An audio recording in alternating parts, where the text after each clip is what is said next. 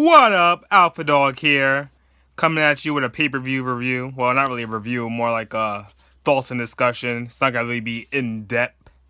So normally I have like these notes here, and I discuss. I had like a little summary for each match, and I kind of like summarize it. But this time I could do that. I just had the matches. And I'm just gonna give you my thoughts on each match. It's unscripted, so just straight off the top of my head. So first match was Baron Corbin versus Apollo Crews. I normally don't watch pre-show matches, but I'm a fan of both of these two. Even though I think Apollo was called up to that to the main roster from NXT way too soon. He should have been left at NXT to develop more of his character before being called up to the main roster. Baron Corbin, though, I think he's well on his way. I think he's adjusting well to the main roster, despite what other people are saying. This match was good, and I think the right person went over because Apollo needs more work, and I think Baron's ready, at least for the at least a mid card championship or upper mid card position. Yeah, but good match.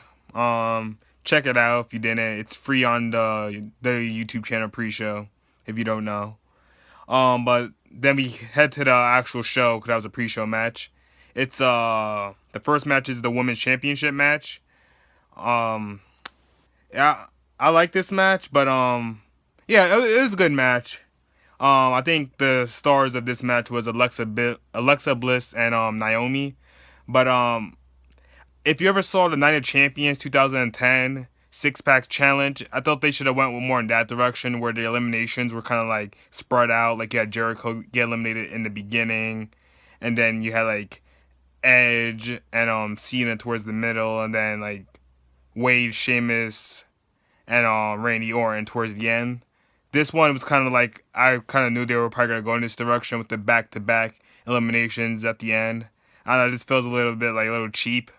I thought it would have been better if there was a little bit more spread out. Some people in the beginning, some people in the middle, and some people in the end. But it was still a good match nonetheless. I was definitely impressed. I don't really like that Becky Lynch one. I'm kind of like over the four horsewomen: Sasha, Charlotte, Bailey, and Becky. Like it's getting it's kind of like the Shield guys in the main event. It's getting kind of annoying now. It's like I think they need a break. Like wow, I need a break from them. I thought like anybody but Becky should have won. I don't hate Becky or anything, but I'm just tired of four horsewomen and like they kind of like just over exposing them, if I may say that. But yeah, Becky's the first women's champion. A little post match interview. It was alright. Yeah, so let's see. Probably I think Nikki still is gonna have a little side feud with Carmella. So it's either Becky's gonna have her first feud with Natalia, which I wouldn't want to see because we already saw that earlier this year. So I would want to see her feud with Alexa Bliss for her first feud, and then from then on. But I'm not really feeling a Natty versus Becky feud, especially since we already saw it earlier this year. Next match is Usos versus Hype Bros. I didn't care about this. I actually I just went to use the bathroom and did a couple of things during this match because I already know the Usos were gonna win. I was gonna sit there and watch a 10-minute match that I already know the result to. It's no. So I came back towards the end though. I saw one of the Usos had Zach in the submission. They made him tap, and they made it to the finals, which I think we all knew. Next match is Miz versus Dolph Ziggler. I was actually impressed. At first, I didn't want to see this match because we saw it like many times before 2014 during the first feud for the IC title. But this was actually match of the night for me. The main event on the World Championship match being second. But yes, that hats off to both Ziggler and Miz. They both brought their A game today. Well, not today, but Sunday. And I liked it. That was a very good match. But hopefully it's over now since Miz was a champion. He retains, so Ziggler has no chance for a rematch. I like Dolph Ziggler, but I'd rather see them two feud with different, new, fresh feuds for both Miz and Ziggler instead of them two feuding because we already seen that already, especially with Miz being the heel and Ziggler being the face. So it's like no new elements added to this feud. Next match, Bray Wyatt versus Orton. Never happened because Orton got injured. So they do a little 10 count forfeit for Orton, and Bray won. But I was kind of disappointed because I actually wanted to see Randy Russell. Um, yeah, it's been a while because since he's returned, the only feud he had was with Brock Lesnar, and that was just like a beatdown squash match at SummerSlam. So it's been a while since we actually saw Randy in an official like one-on-one 5-star classic like his feud with Seth Rollins of 2015. But next, we get Bray versus Kane in no holds bars match. I wasn't really feeling this match. Sorry, but I mean, I think the crowd was into it, but I just at this day and age, I don't really care about Kane. I just don't.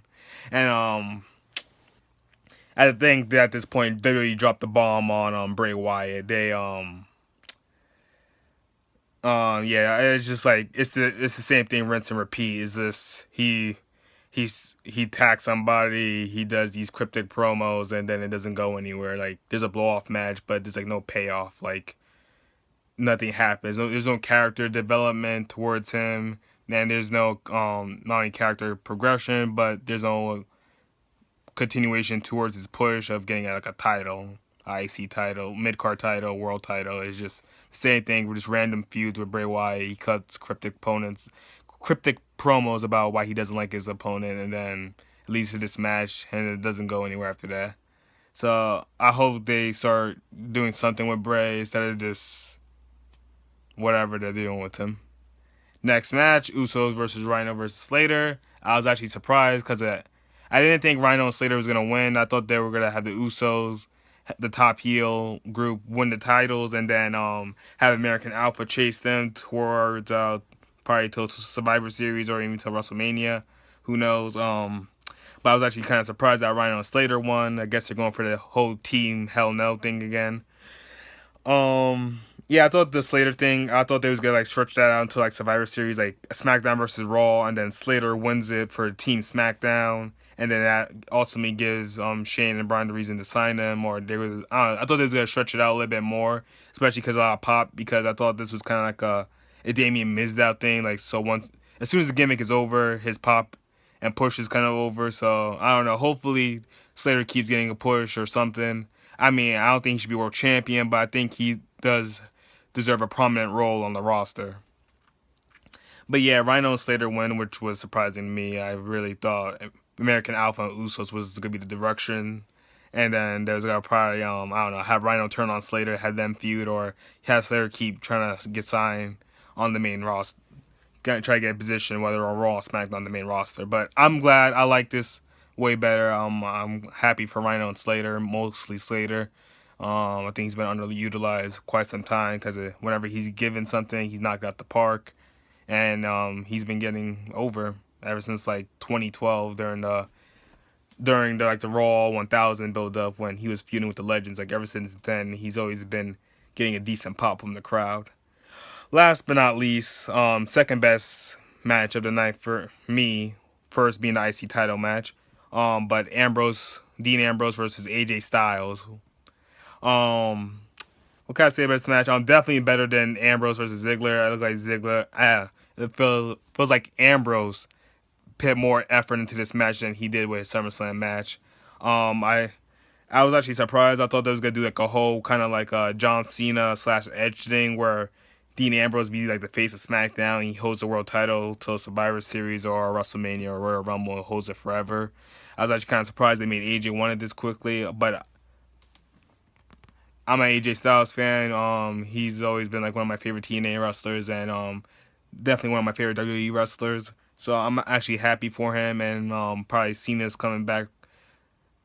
Ambrose is gonna probably get the No Mercy rematch clause, so that's gonna probably be the main event for that. But I do see Cena coming back before his American Grit season 2 filming, so they're probably my feud for the championship with AJ probably going over again. But I do think Cena probably will eventually beat Ric Flair's record and win the title again. But this was a good match, and I'm happy AJ Styles won. I think the right guy went over, and I can't wait to see what they're gonna do tonight because this is on Tuesday. What AJ's gonna do tonight for his championship celebration or whatever post match.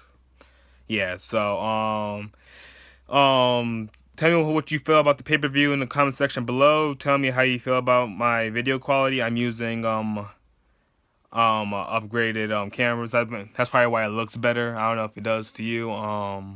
Yeah, but continue looking for more pay-per-view predictions, reviews, unboxing videos, and whatnot.